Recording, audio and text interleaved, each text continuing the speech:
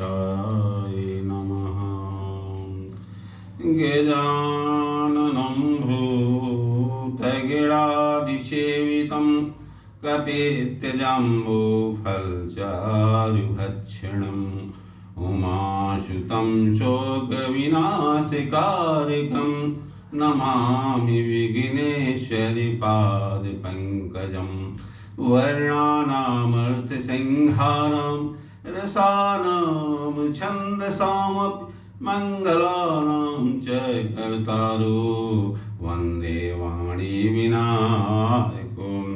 वक्रतुण्ड महाकाय सूर्यकोटिसम्भव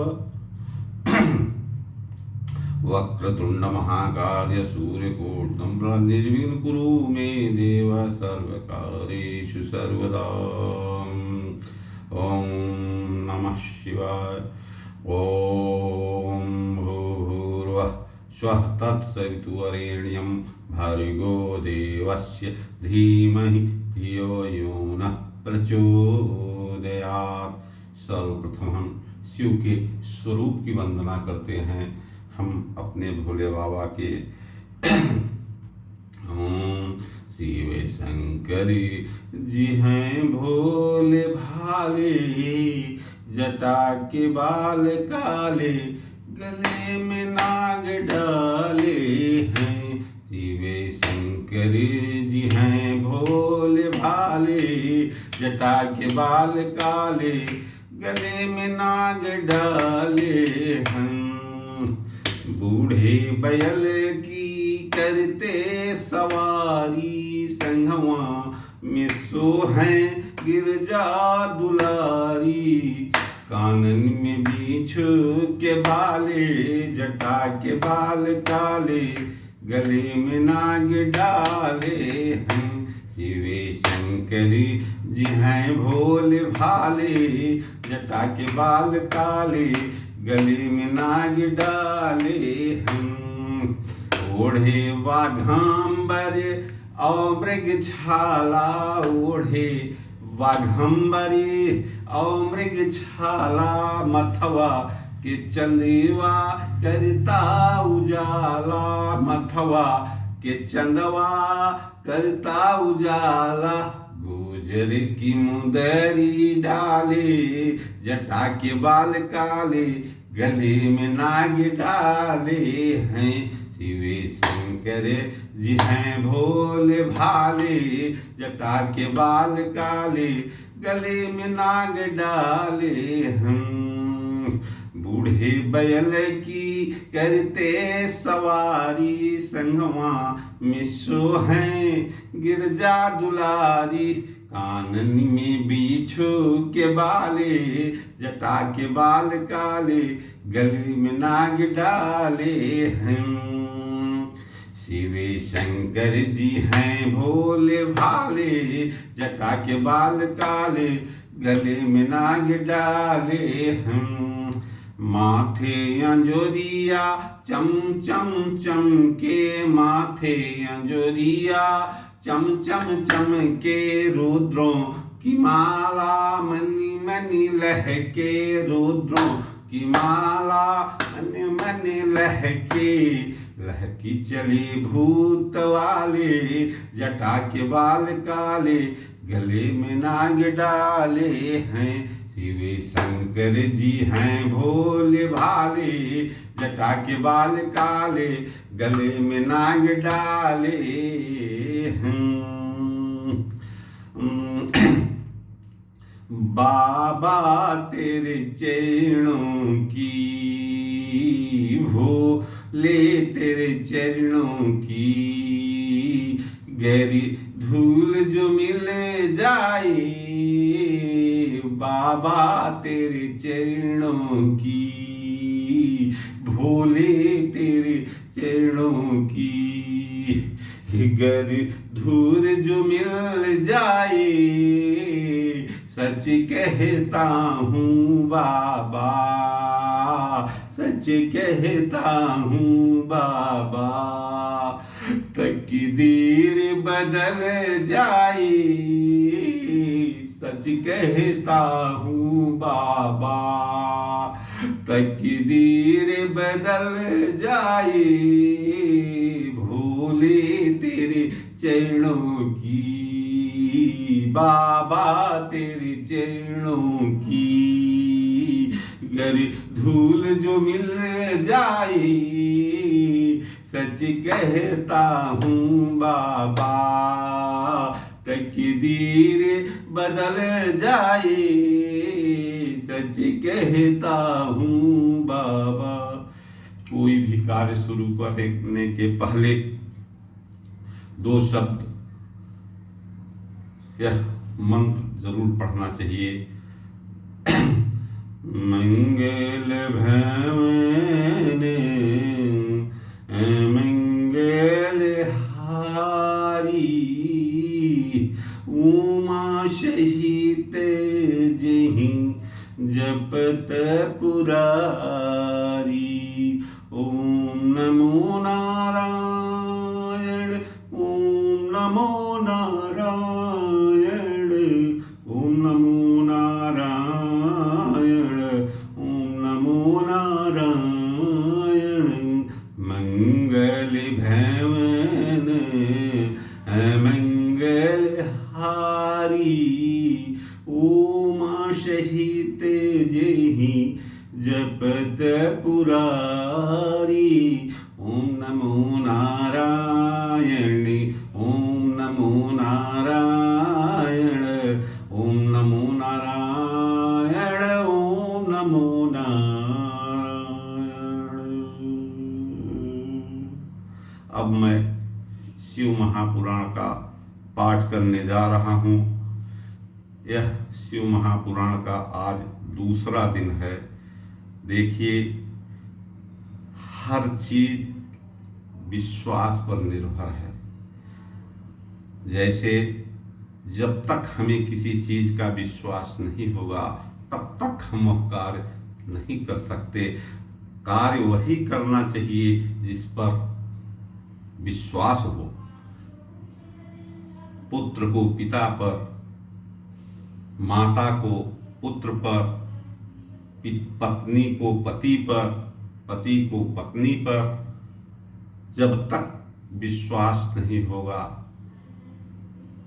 तब तक कोई भी कार्य सुचारू ढंग से नहीं हो सकता। यह सृष्टि विश्वास पर टिकी हुई है। विश्वास ही एक ऐसी शक्ति है जिस पर पूरी सृष्टि टिकी हुई है। एक दूसरे पर विश्वास करके सारी सृष्टि का कार्य चल रहा है। लोग कहते हैं भगवान कहाँ है? भगवान को हम लोग, भगवान यही हैं, हमारे मन में भी हैं। साक्षात गंगा माँ क्या देवी हैं, साक्षात बह रही हैं, परंतु हमारे पास समय नहीं है कि हम उन्हें प्रणाम कर सकें। सूर्य नारायण भगवान पूरे सृष्टि को, पूरे संसार को प्रकाशमान कर रहे हैं। वह ईश्वर नहीं है तो क्या है? परंतु हम उन्हें एक लोटा जल और उन्हें प्रणाम करने के लिए मेरे पास समय नहीं है। हवा, हम लोग ये अगर पवन शुद्ध, ये जो हवा बह रही है, अगर ईश्वर के रूप में, प्रकृति के रूप में नहीं बह रही है तो क्या है? ईश्वर ही तो है। ईश्वर ही तो हवा दे रहे हैं। अभी हवा ठप हो जाए तो जितने भी, अगर प्रकृति ने अपना हवा बंद कर दे तो सारी सृष्टि का विनाश हो जाएगा। इसलिए ईश्वर यहीं पे हैं, साथ हमारे साथ हैं, हमारे कण कण में, हमारे मन में हैं। फिर भी हमें विश्वास नहीं है। हम मोह माया के चक्कर में असली घर को अपने भूल गए हैं। असली घर हमारा कहाँ है, क्या है, उसके बारे में हमें सोचने का समय ही नहीं मिल पा रहा। और जब उसके बारे में समय सोचने को मिलेगा तब तक हम सब कुछ अपना गंवा बैठेंगे। तब तक पता चला हमें अब अंतिम यात्रा पर जाना है। तो समय रहत पे थोड़ा सा समय, हम 12 घंटे में अगर 11.5 घंटे अपने माया जाल में, भौतिक सुख साधन में लगा रहे हैं, तो प्रभु का नाम लेने में, इस जीव के कल्याण के लिए, जगत के कल्याण के लिए थोड़ा बहुत समय निकाल कर, हम उस योग्य तो हैं नहीं, शिव पुराण का कथा कहने के योग्य तो मैं हूँ नहीं, फिर भी जो शिव महापुराण में लिखा हुआ है उसी को मैं अक्षरशः संपूर्ण शिव महापुराण पढ़ने का प्रयास कर रहा हूँ। 5 थोड़ा थोड़ा करके मैं अपने आराध्य पुत्र गौरी पुत्र गणेश, गौरी पुत्र कार्तिकेय जी, गौरी पुत्री अशोक सुंदरी व माँ शक्ति से प्रार्थना करता हूँ कि मुझे ऐसी शक्ति भक्ति दो माँ, कि मैं अपने भोले बाबा का शिव महापुराण का संपूर्ण पाठ कर सकूं। इसमें जो कुछ भी त्रुटियां होंगी उसे मैं अपने शिव भक्तजनों से प्रार्थना करता हूं कि मेरी उस त्रुटि के लिए मैं आप लोगों से क्षमा चाहता हूं, भोले बाबा से क्षमा चाहता हूं। जय बालेश्वर महादेव, जय बालेश्वर महादेव, जय बालेश्वर महादेव। ओम नमः पार्वती पतये, हर हर महादेव। ओम नमः पार्वती पतये, हर हर महादेव। छठा अध्याय, ब्रह्मा विष्णु संग्राम।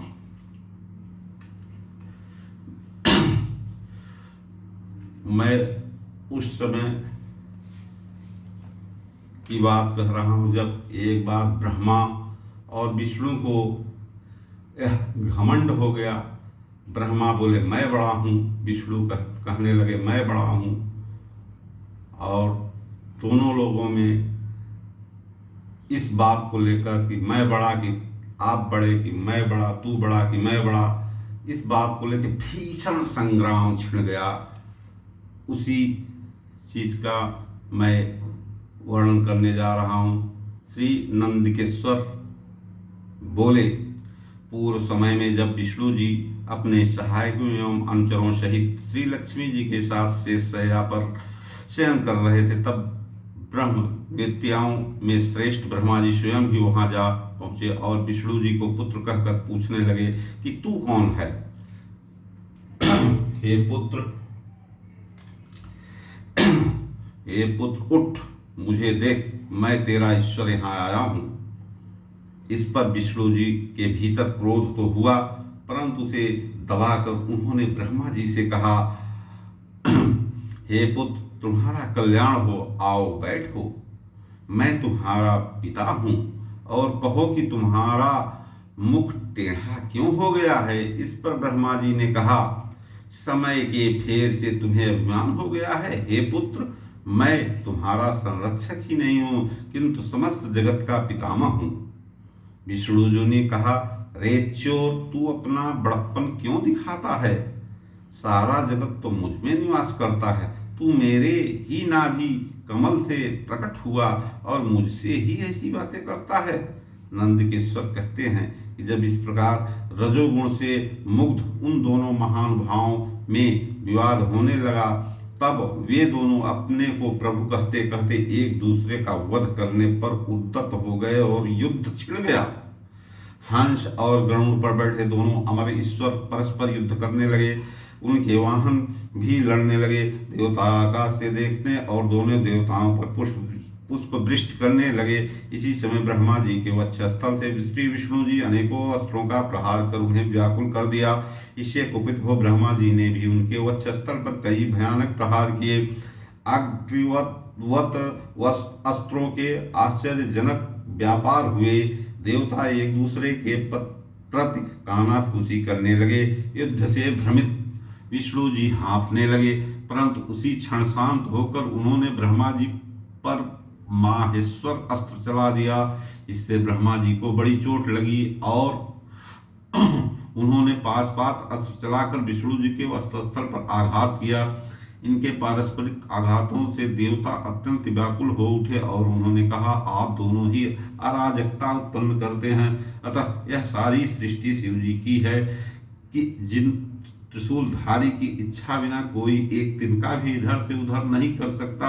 हम लोग शिव जी के पास जाते हैं। ऐसा कहकर देवगण चंद्रशेखर श्री ब्रह्मा जी के पास गए। महादेव जी अपनी सभा में उमा सहित मणिमय दिव्य सिंहासन पर विराजमान थे। देवताओं ने साष्टांग दंडवत कर श्री महादेव जी को नमस्कार किया। उनको नमस्कार करते देख श्री महादेव जी ने उन्हें अपने पास बुला लिया और अर्थ गंभीर वाणी बोले, इत श्री शिव महापुराण विद्वेश्वर संहिता का 6वां अध्याय समाप्त। ओम नमः शिवाय। ओम नमः शिवाय। ओम नमः शिवाय। 7वां अध्याय शिव जी द्वारा विष्णु जी को स्वामित्व प्राप्ति। श्री महादेव जी ईश्वर बोले, भोलेनाथ जी सबकी बातें सुनने के बाद स्वयं बोले, हे पुत्रों, तुम कुशल से तो हो, कहो हमारे शासन में सर्वत्र शांति तो है न? मैंने सुना है कि ब्रह्मा और विष्णु परस्पर युद्ध कर रहे हैं और तुम लोग बड़े दुखी हो। अच्छा, तो मैं अपने कुछ गणों को वहां भेजता हूं, तुम लोग चिंता न करो। यह कहकर शिव जी ने 100 गणों को वहां चलने की आज्ञा दी। साथ ही स्वयं महादेव जी भी अपने भद्र रथ पर आरूढ़ हो परिकर बांध चलने को तैयार हुए। देवताओं सहित इंद्र भी उनके साथ हुए। वहां पहुंचकर शिव जी आकाश मंडल में बादलों में छिपकर ब्रह्मा विष्णु का युद्ध देखने लगे। उनके सैनिकों ने भी अपने वाद्यों का बजाना बंद कर अपना कोलाहल शांत कर दिया और शिव जी का ही अनुगमन किया। देखा तो ब्रह्मा और अच्युत भगवान श्री विष्णु परस्पर युद्ध कर रहे हैं, जबकि इन एक दूसरों को प्रयुक्त होते ही त्रैलोक भस्म हो जाता है। तब प्रलय के इस रूप को देख निष्कल शिव जी ने से न रहा गया और वे इनका युद्ध शांत करने के लिए महाअग्नि के तुल्य एक स्तंभ के रूप में हो गए और दोनों के बीच में जा खड़े हुए। फिर तो उस महाअग्नि के प्रकट होने से वे शांत हो गए। अस्त्रों के शांत होने पर उस अद्भुत दृश्य को देखकर ब्रह्मा और विष्णु परस्पर कहने लगे कि यह इंद्रियातीत अग्नि स्वरूप स्तंभ क्या है, हमें इसका पता लगाना चाहिए। ऐसा निश्चय कर दोनों वीर उसकी परीक्षा के लिए बहुत ही शीघ्र वहां से चले।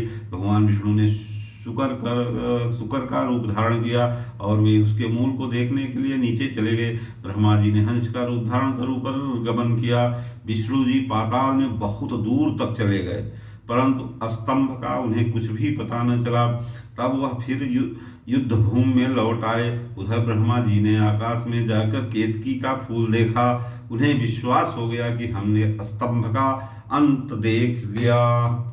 वे केतकी का फूल लिए विष्णु के पास आए। विष्णु जी ने उनके चरण पकड़ लिए। तब ब्रह्मा के छल को जानकर ईश्वर को वहां तत्क्षण प्रकट होना पड़ा और विष्णु जी ने उनका भी चरण पकड़ लिया।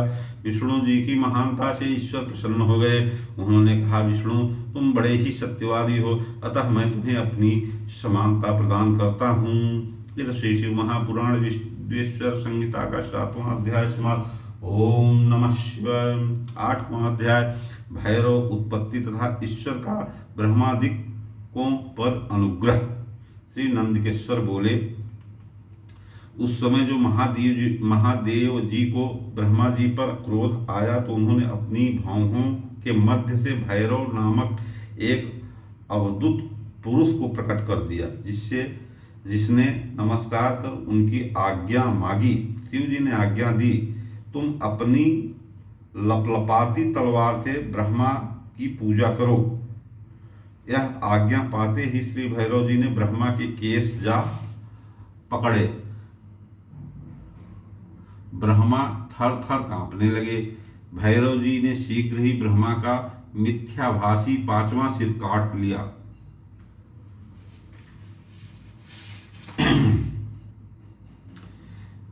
जब विष्णु और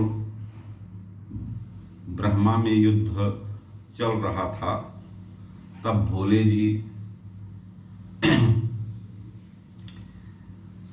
चूंकि ब्रह्मा जी ने झूठ बोला, वो केतकी का फूल ले आकर विष्णु जी को से बोले कि मैंने पता लगा लिया और ये मैं फूल लेके आया हूँ। तो उसी का वर्णन नंदकेश्वर जी शिव पुराण में, जो नंदकेश्वर जी शिव पुराण की बातें पढ़ रहे हैं, श्री नंदकेश्वर जी बोले उस समय जो महादेव जी को ब्रह्मा जी पर क्रोध आया, उस समय जो महादेव जी को मतलब भोले बाबा जो है ब्रह्मा जी पर क्रोधित हो गए, उन्होंने वो तो तुरंत जान गए कि ब्रह्मा जी जो झूठ बोल रहे हैं, उनको बहुत ही गुस्सा आया। उन्होंने अपनी भौहों के मध्य से भैरव नामक एक अवधूत पुरुष को प्रकट कर दिया, भौं से भैरव को प्रकट कर दिया, जिसने नमस्कार कर उनकी आज्ञा मांगी। शिव जी ने आज्ञा दी, तुम अपनी लपलपाती तलवार से ब्रह्मा की पूजा करो। यह आज्ञा पाते ही श्री भैरव जी ने ब्रह्मा के केश जा पकड़े। ब्रह्मा थर थर कांपने लगे। भैरव जी ने शीघ्र ही ब्रह्मा का मिथ्याभासी 5वां सिर काट लिया। फिर इन्होंने उनके और सिरों को भी काट लेना चाहा। ब्रह्मा जी भैरव के चरणों में गिर गए। ब्रह्मा जी का 5वां सिर, जो घमंड, जिस पर उनको बहुत बड़ा घमंड था, भैरव जी ने उसको तलवार से काट लिया। और भी सिर काटने का प्रयास करने लगे। यह देख विष्णु जी ने अश्रु त्यागते हुए बालकों के समान शिव जी के चरणों का आश्रय लिया। जब विष्णु जी ने देखा कि अरे ये तो ब्रह्मा जी का सिर पूरा कट जाएगा, उन्होंने तुरंत महादेव जी का पैर पकड़ लिया, चरणों को पकड़ लिया और हाथ जोड़कर यह प्रार्थना की, प्रारंभ में भी आप ही ने कृपा कर इन्हें 5 सिर प्रदान किया था, अतः इन्हें क्षमा कर प्रसन्न हो जाइए। शिव जी अपने गणों के मध्य जा प्रकटे। उन्होंने भैरव को मना कर दिया। फिर एक सिर कटे ब्रह्मा से बोले, तुमने अपनी प्रतिष्ठा और ईश्वरत्व के लिए छल किया, अतः अब तुम सत्कार, स्थान और उत्सव से विहीन किए जाते हो। बताइए, भोले बाबा ने ब्रह्मा जी को ऐसा दंड दिया तो मनुष्य को कैसे छोड़ सकते हैं। मनुष्य को भी कभी छल नहीं करना चाहिए, किसी के साथ भी छल नहीं करना चाहिए। ये नहीं है कि हम बहुत बड़े ताकतवर हैं, हम बहुत बड़े पैसे वाले हैं तो हम छल से किसी को कुछ भी कर दें। छल ईश्वर कभी किसी का माफ नहीं करते हैं, इसलिए छल कदापि नहीं करना चाहिए। किसी के साथ भी छल नहीं करना चाहिए। हमेशा अपने मन को साफ करके जो कुछ भी करते हैं वह ईश्वर ही करते हैं। विधि का विधान को कोई टाल नहीं सकता। हम आप जो कहते हैं कि हमने ये कर दिया, हमने वो कर दिया, हम क्या, हम कौन है, हम कुछ नहीं कर सकते। सब कुछ वही करते हैं, भोलेनाथ जी ही सब कुछ करते हैं। हम देखिए, फल देने का अधिकार सिर्फ भोलेनाथ जी को है। आप किसी भी देवता की पूजा करते हो, अगर आप भोले बाबा की पूजा नहीं करते हैं तो आपको कदापि फल नहीं प्राप्त हो सकता, क्योंकि फल देने का अधिकार केवल किसको है, महादेव जी को है। ये शिव भक्तों, इसलिए चाहे जिसकी आप पूजा करते हो करिए, लेकिन साथ में भोले बाबा की जरूर आराधना करना चाहिए, उनकी सेवा करनी चाहिए, विनती करनी चाहिए। अपने से तो कभी कहना ही नहीं चाहिए, चाहे जितना बड़ा काम हो जाए, क्योंकि बिना ईश्वर की कृपा के कोई भी कार्य, कोई कुछ भी नहीं कर सकता। इसलिए सदैव आप अगर कोई, हे शिव भक्तजनों, अगर आपका कोई भी कार्य हो रहा है, चाहे छोटा से छोटा काम हो, अगर आपका हो जाए तो प्रभु का धन्यवाद जरूर दीजिए, जरूर धन्यवाद देना चाहिए। हे प्रभु, आपकी कृपा से यह मेरा अमुक कार्य संपन्न हो गया। देखिए, आपको हमेशा आगे जाएंगे, हमेशा आप विकास की ओर जाएंगे, जो आप चाहेंगे वो आपको मिलेगा। लेकिन प्रभु को कभी मत भूलिए, प्रभु पे अपना हमेशा ध्यान लगाए रहिए कि जो भी कर रहे हैं प्रभु आप ही कर रहे हैं, हम तो निमित्त मात्र हैं। प्रभु सब कुछ आप ही कराते हैं, सब कुछ आप ही करते हैं। तब विष्णु भगवान जो है भोले बाबा का पैर पकड़ लिए और कहे प्रभु क्षमा कर दीजिए, प्रसन्न होइए। शिव जी उसके बाद शिव जी तब जाकर अपने गणों के पास बैठ गए। उन्होंने भैरव को मना कर दिया, भोले बाबा भैरव को मना कर दिए। फिर एक सिर कटे ब्रह्मा से बोले, तुमने अपनी प्रतिष्ठा और ईश्वरत्व के लिए छल किया। तब उन्हें समझाने लगे, ब्रह्मा जी को समझाने लगे कि आपको ऐसा दंड क्यों मिला, क्योंकि आपने ईश्वरीय शक्ति से छल किया, इसलिए आपको दंड मिला। अतः अब तुम सत्कार, स्थान और उत्सव के विहीन किए जाते हो। ब्रह्मा जी शिव जी को हे स्वामी, हे वरद कहकर अपना 5वां सिर मांगने लगे। ब्रह्मा जी फिर जो है 5वां सिर शिव जी से अपना मांगने लगे। तब भोले बाबा ने कहा, अराजकता के भय से मैं विश्व स्थिति को बिगड़ने न दूंगा।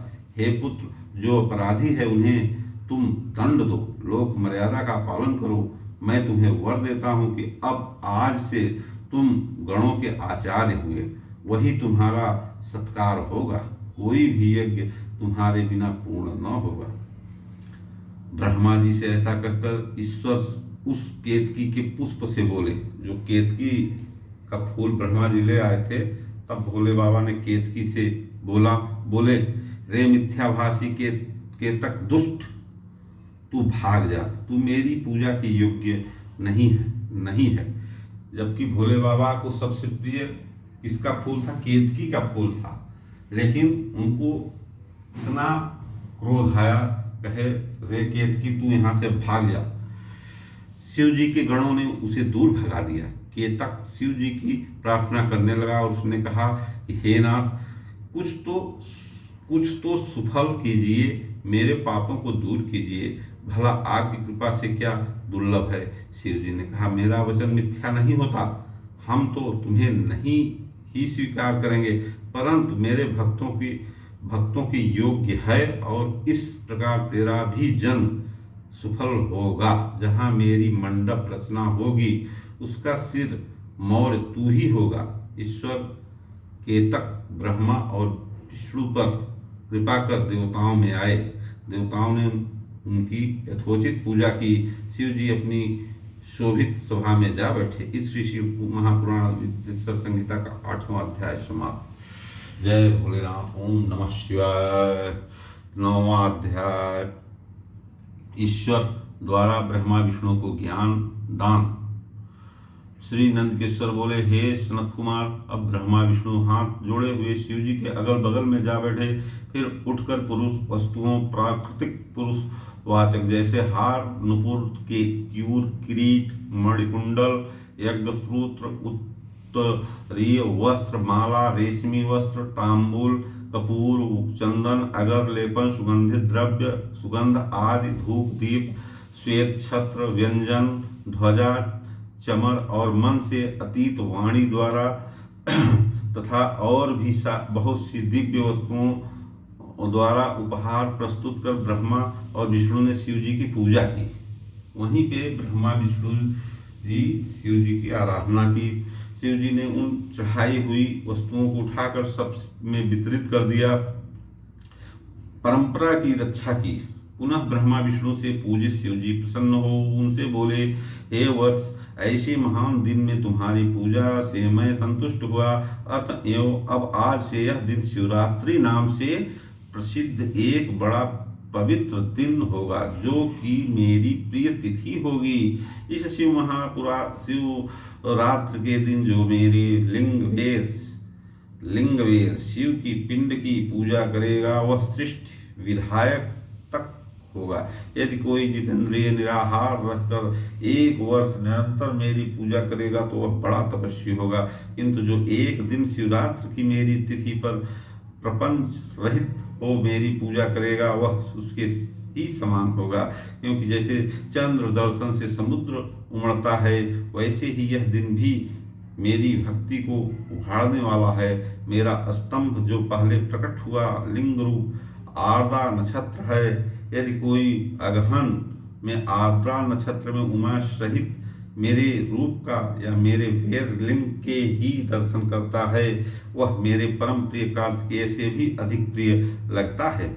इस पुनीत दिन में दर्शन से ही महाफल प्राप्त होता है और पूजन फल तो वाणी से नहीं कहा जा सकता।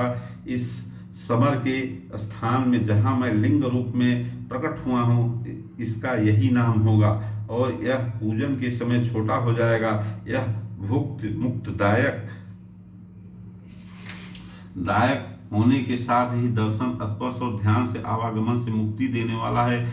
विश्व में इसका नाम अरुणाचल होगा और यह शरीर छोड़ने वाले को मुक्ति प्राप्त होगी। जो इस लिंग में मुझे परमेश्वर लिंगेश्वर की पूजा करेंगे, उन्हें सालोक्य, सामीप्य, सारूप्य, सार्थ और आसायुज्य 5 प्रकार की मुक्ति प्राप्त होगी और सब भी अपने इष्ट को प्राप्त करेंगे। फिर तो ब्रह्मा विष्णु के युद्ध में जितनी सेना मारी गई थी, उन सबको शिव जी ने अमृत बरसाकर जीवन प्रदान किया और उन दोनों की परस्पर शत्रुता को भी यह कहकर समाप्त किया कि मेरे सकल और निष्कल 2 स्वरूप हैं, जैसा और किसी का नहीं है, इसलिए कोई और ईश्वर नहीं हो सकता। हमारा एक तो स्तंभ लिंग रूप है और दूसरा निष्कल सगुण रूप ईश्वर है। ये दोनों ही रूप सिद्ध हैं। बड़ा आश्चर्य है कि तुम लोगों ने अज्ञानवश अपने को ईश्वर मान लिया था। उसे ही दूर करने के लिए मैं संग्राम भूमि में आया। अब अभिमान त्याग मुझ ईश्वर में भक्ति करो। मेरी ही प्रसन्नता से लोक में सभी पदार्थ प्रकाशित हो रहे हैं। मैं ही पर ब्रह्म हूँ और मेरी ही यह सब कलाएं हैं जो निष्कल रूप में त्रिगोचर हो रही हैं। मुझे गुरुदेव के वाक्य ही सर्वदा तुम्हारे लिए प्रमाण हैं। तुम्हारी प्रीति देखकर ही मैंने ऐसा कहा है। मैं सगुण निर्गुण दोनों हूँ। यह सब कुछ मेरा और ब्रह्म ज्ञान देने के लिए ही मैं निष्कल रूप में प्रकट हुआ हूँ। मेरा यह निष्कलत्व स्तंभ ही ब्रह्म का बोध कराएगा, जिससे मेरा आत्मिक संबंध है। लिंग के अभेद से यह नित्य ही पूजनीय है। जो मेरे इस लिंग रूप की स्थापना करता है, वहाँ मैं प्रतिष्ठित रूप से रहता हूँ। मेरा लिंग रूप प्रधान और वेर रूप गौण है। वेर में स्थान की क्षेत्रता नहीं है और लिंग के में स्थान की क्षेत्रता है। ये श्री शिव महापुराण युद्धेश्वर संहिता का 9वां अध्याय। ओम नमः शिवाय। 10वां अध्याय ब्रह्मा विष्णु को शिव जी का उपदेश।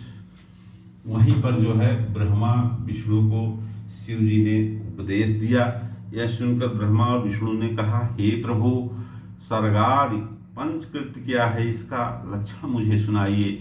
शिव जी बोले, मेरे सारे कार्य ज्ञान ग्रह हैं तथा सुनो। हे ब्राह्मण, हे ब्रह्मा, हे विष्णु, श्रेष्ठ, पहला सृष्टि, दूसरा स्थिति, तीसरा संहार, चौथा तिरोभाव, 5वां अनुग्रह, ये मेरे 5 कृत्य जगत में नित्य सिद्ध हैं। इसमें संसार के आरंभ का नाम, पहला सर्ग, उसके रखने का नाम, दूसरा स्थिति नष्ट का, तीसरा संहार, चौथा अदल बदल उत्क्रम तिरोभाव और संसार का या सर्ग से मुक्त होने का नाम 5वां अनुग्रह है। यही मेरा पंचकृत्य है। इन्हीं कर्मों के द्वारा मैं संसार का संचालन करता हूँ और इसमें जो सर्वदा मुझ में स्थित रहता है वही मुक्त है। इस पंचकृत्य को चलाने के लिए मेरे 5 मुख हैं। चारों दिशाओं में 4 और 4 मुखों के मध्य में 5वां मुख है। इसमें विद्वान जानते हैं, हे वत्सों, तुम दोनों अपनी तपस्या से पहला सृष्टि और दूसरा स्थिति, इन 2 कृत्यों को प्राप्त किया है। ऐसे ही रुद्र और महेश ने भी संग्रहण और तिरोभाव ये दोनों कृत्य प्राप्त किए हैं, परंतु अनुग्रह नाम वाला 5वां कृत्य कोई भी न पा सका और अति प्राचीन होने से तुम दोनों अपने उस कर्म को भूल गए, परंतु रुद्र और महेश नहीं भूले। तब तुम्हारे भूलने से सृष्टि की स्थिति के लिए रूप, यश, कृत्य, वाहन तथा आयु धारी सबको मुझे अपने योग्य संग्रह करना पड़ा, क्योंकि तुममें मूर्ता आ गई और महेश ने दान और रूप दोनों का संरक्षण किया। अब यदि तुम चाहते हो तो मेरा ओमकार नामक मंत्र जपो, जिसके जप से तुमने मान न उत्पन्न हो, अभिमान मतलब घमंड न उत्पन्न हो, क्योंकि मेरे मुख से निकला एवं उत्पन्न हुआ ओमकार मेरा मंत्रोपदेश और बोधन है। यही मेरा वाचक है, मैं वाच्य हूँ। यह मंत्र मेरी आत्मा है और इसका स्मरण करना ही मेरा स्मरण है। श्री नंदकेश्वर कहते हैं कि उमा सहित शिव जी ने उत्तर की ओर मुख करके ब्रह्मा और विष्णु को इसी मंत्र का उपदेश कर गुरु मंत्र दिया। तब से ब्रह्मा और विष्णु उनके आत्मा रूप हो गए और उन्होंने अपने को शिव जी को समर्पण कर दिया। तब ब्रह्मा और विष्णु ने देवादिदेव महादेव जी से हाथ जोड़कर कहा, हे सर्वेश, आपको नमस्कार है। हे संसार के रचयिता, हे 5 मुख देने वाले, आपको प्रणाम है। जब इस प्रकार स्तुति कर दोनों ने निष्कल गुरुदेव शिव जी को नमस्कार किया, तब महादेव ईश्वर बोले, हे पुत्रों, मैंने तुम्हारे सभी तत्वों का वर्णन कर यह मंत्र भी बतला दिया है कि जिसका जप कर मेरे स्वरूप को प्रत्यक्ष जान सकते हो। मेरा बतलाया हुआ यह मंत्र भाग्य विधायक और सब प्रकार के ज्ञान को देने वाला है। जो इसे मार्गशीर्ष की आर्द्रा वाली चतुर्दशी में जपता है और यदि आर्द्रा सूर्यगत को होती है तो इस एक ही मंत्र का जाप करोड़ गुना हो जाता है। इसमें प्रातः संध्या समय मेरा दर्शन भी उक्त फल देता है। मेरे लिंग, स्तंभ और वेद मूर्त, इन्हीं दोनों का पूजन करना उत्तम है। ओमकार मंत्र से लिंग का और पंचाक्षर शिवाय नमः मंत्र से वेर का मूर्ति का पूजन करना योग्य है। ऐसा करने से मेरा पद सुलभ हो जाता है। ब्रह्मा और विष्णु को ऐसी शिक्षा देकर शिव जी वहीं अंतर ध्यान हो गए। इस शिशु महापुराण विद्येश्वर संहिता का 10वां अध्याय समाप्त हुआ। ओम नमः शिवाय, ओम नमः शिवाय, ओम नमः शिवाय, ओम नमः शिवाय, ओम नमः शिवाय, ओम नमः शिवाय, ओम शिव महापुराण, ओम नमः शिवाय, ओम नमः शिवाय, नमः शिवाय, नमः शिवाय, नमः शिवाय, ओम नमः शिवाय, नमः शिवाय, नमः शिवाय, नमः शिवाय, ओम नमः शिवाय, नमः शिवाय, नमः शिवाय, नमः शिवाय, नमः शिवाय, नमः शिवाय, ओम नमः शिवाय, नमः शिवाय, नमः शिवाय, नमः शिवाय, नमः शिवाय, ओम नमः शिवाय, ओम नमः शिवाय, ओम नमः शिवाय,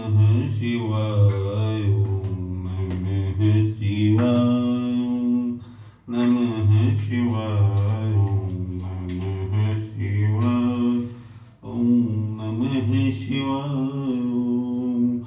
ओम कर्पूर्वे गौरं करुणावतारं संसारसारं भुजगेन्द्रहारं सदा वसन्तं हृदयारविन्दे भवानी शयितं नमामि।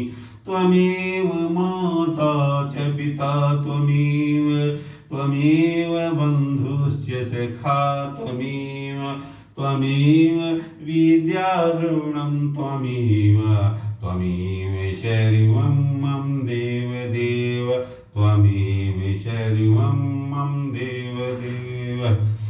आरती कीजिए शिव महापुराण की, आरती कीजिए शिव महापुराण की, शिव महापुराण की, महापुराण की आरती कीजिए शिव महापुराण की। गणेश कार्तिक संग विराजे, आदिशक्ति संग गंगे विराजे। आरती कीजिए श्री शिव महा